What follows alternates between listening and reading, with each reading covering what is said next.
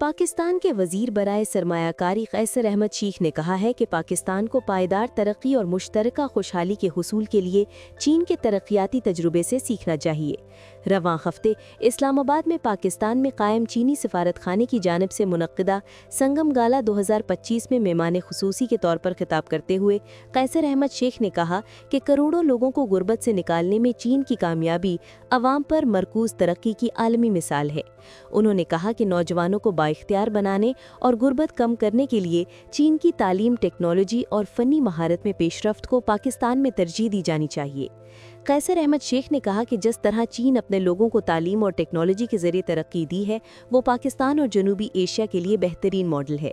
सिर्फ हुनर की तरबियत और फ़नी तालीम के जरिए ही हमारे अवाम गुर्बत पर काबू पा सकते हैं। इस गाला में दोनों ममालिक के सिफारतकार, सरकारी अहकाम, मुहक्किकीन और नुमाइंदे शरीक हुए ताकि दोनों ममालिक के देरीना ताल्लुकात को मनाया जा सके और ताउन के नए रास्ते तलाश किए जाएँ।